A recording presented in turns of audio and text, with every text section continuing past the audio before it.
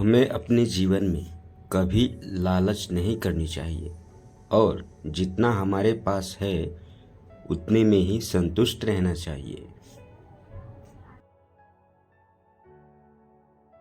इस बात को एक कहानी के माध्यम से समझते हैं। सोने के सिक्के देने वाले चप्पल। एक समय की बात है, एक गांव में राजू नाम का लड़का रहता था। वो अपनी माँ के साथ रहता था। एक दिन उसकी माँ की तबीयत खराब हो जाती है, लेकिन दवाई खरीदने के लिए उसके पास पैसे नहीं थे। वह अपने चाचा के पास मदद मांगने के लिए जाता है, लेकिन उसके चाचा उसकी कोई मदद नहीं करते। वह बहुत गिड़गिड़ाता है, लेकिन उसके चाचा उसकी एक भी नहीं सुनते। वह बहुत परेशान हो जाता है और एक पेड़ के पास जाके बैठ जाता है।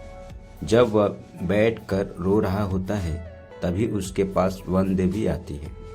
वह उससे पूछती है कि क्यों रो रहे हो। राजू बोलता है कि मेरी माँ की तबीयत बहुत खराब है। अगर उसके लिए दवाई नहीं लेकर गया तो वह मर जाएगी।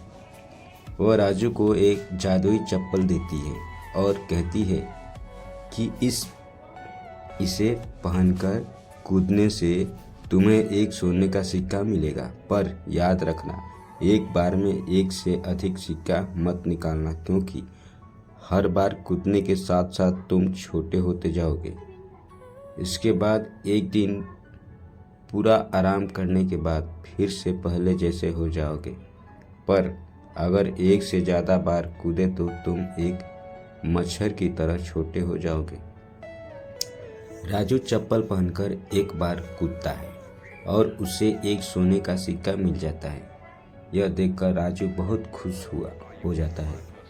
वह तुरंत अपनी माँ के लिए दवाई लेता है और कुछ फल खरीदता है।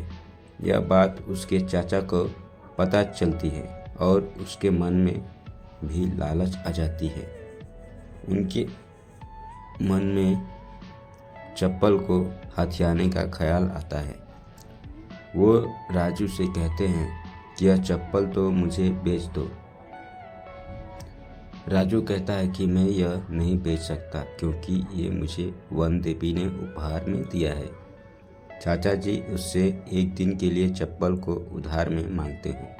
राजू जब उन्हें समझाता है कि इस एक बार से ज़्यादा उपयोग नहीं करना, नहीं तो छोटे हो जाओगे, लेकिन चाचा जी उसकी बात नहीं सुनते और वह उसे ले जाते हैं। घर जाने के बाद वह बार बार कूदने लगते हैं, जिससे कि बहुत सारे सोने के सिक्के इकट्ठे हो जाते हैं। वह लालच में इतने अंधे हो गए थे कि उनको पता ही नहीं चला कि वह छोटे हो जा रहे हैं।